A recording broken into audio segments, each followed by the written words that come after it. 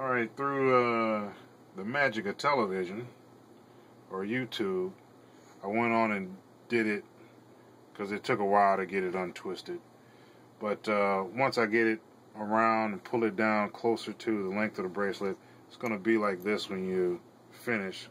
So I have to get the distance from the end of the shackle all the way to the middle hole, because I want to give them the option to be able to go a little tighter or a little looser, and it'll give them, I think, a 1/4 inch each way from the middle hole. So it's a 1/4 inch from there.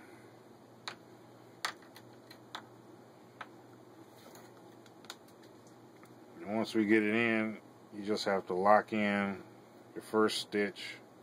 And I'll have another video, or in another video, you'll be able to see how to do the general cobra stitch, but I'm not going to explain that here.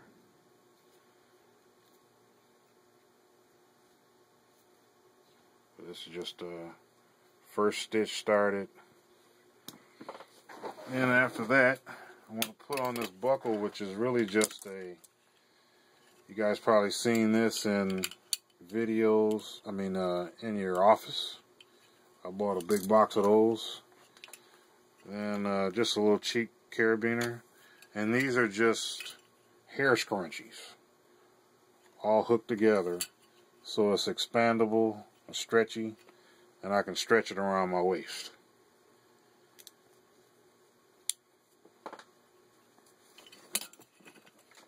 So I'll put it around my waist, hook it in here, twist around to this part here.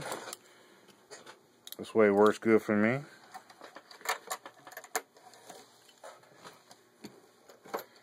Then on a little clip here, I've got already set up a D ring that I can hook this into, so I can use to hook it up while I'm making the bracelet.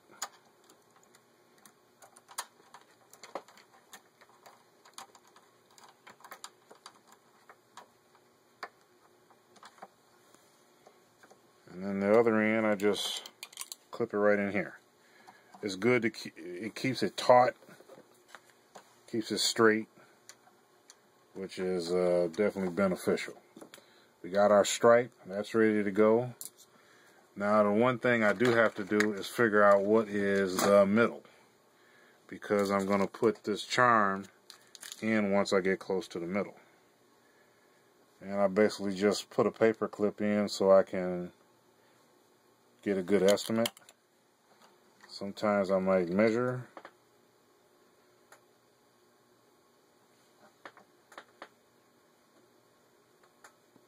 And it doesn't have to be exact, because there's a lot of eyeballing it.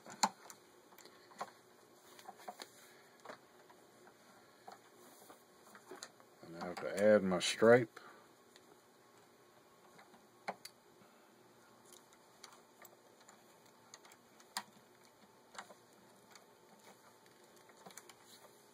I have to just start the stitch. And like I said, I'll have a video, if I don't have one up as you see this, how to do a general cobra stitch and how to do one with a knot, with a stripe, because I learned this from other people on YouTube, and I think it's important to do what I can to give back to the community. You know, some people's help that don't even know me. I've been able to start a business and make a lot of great items for people and meet a lot of new folks.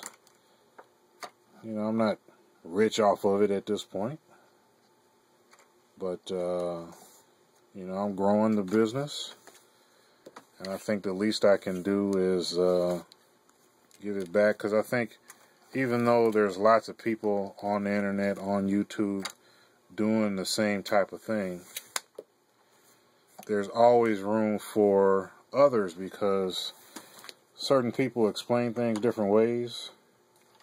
Some people, you like their voice better than other people's voices. You like their style.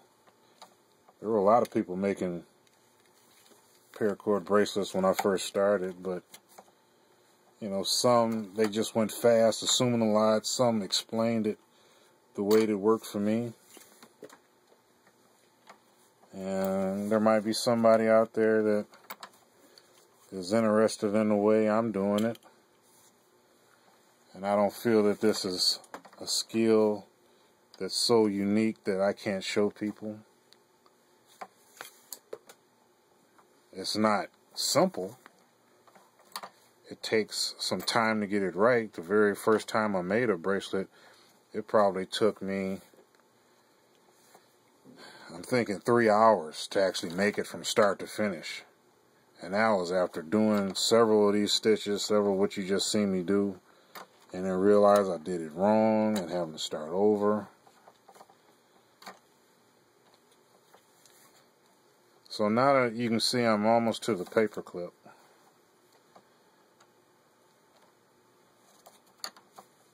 Now I can move the paper clip out the way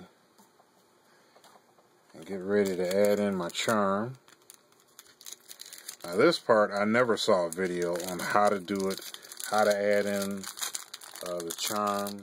These charms I get from a lady on Etsy. I like them. They're all stainless steel. They're not, they're, you know, polished stainless steel, but they're not plated or anything like that. And I like them because they're durable. They seem heavier duty. And I just add them in as I continue to go down the rows. The wrong direction. That is one thing I like about paracord. When you do it wrong, you find out real quick because it doesn't look right. And that didn't look right, so do one more stripe over that one.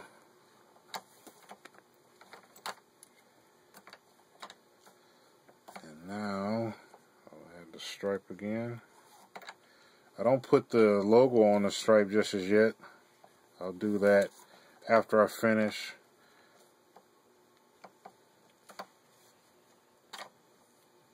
I'll show you how I do that also.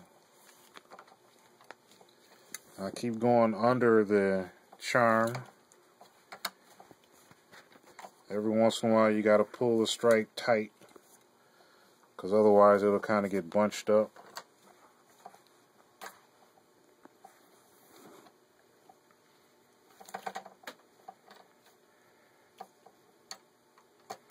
So now I'm pretty much to the end of the charm, so I bring the stripe back through and continue my stitch right around it.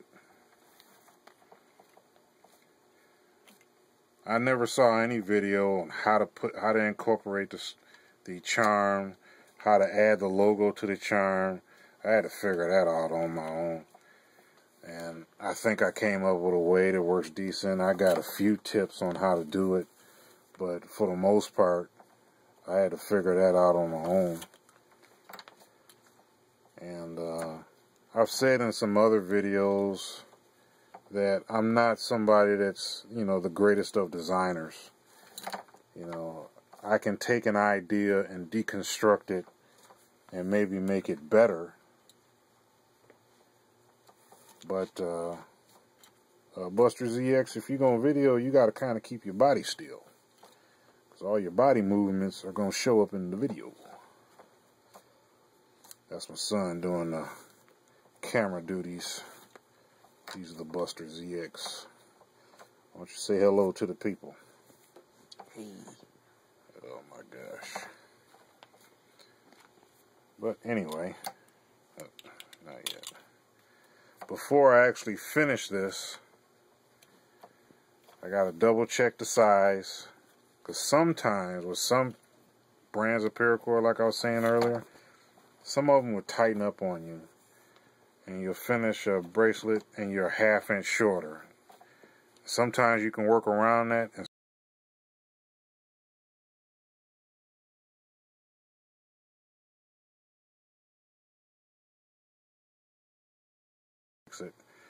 I think it's for her husband for his birthday. I think that's what the occasion is. And actually, I'm honored to have an item to be considered to be given to, you know, a loved one's birthday. So I'm pretty much to the end.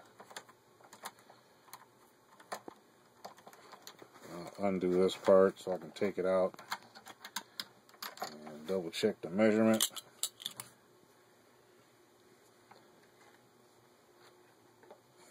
It's a little tightened up, like I said. Sometimes they tighten up. You have to loosen them a bit.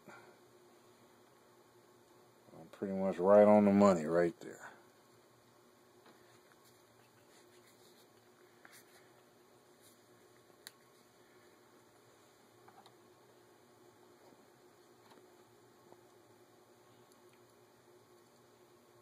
Okay.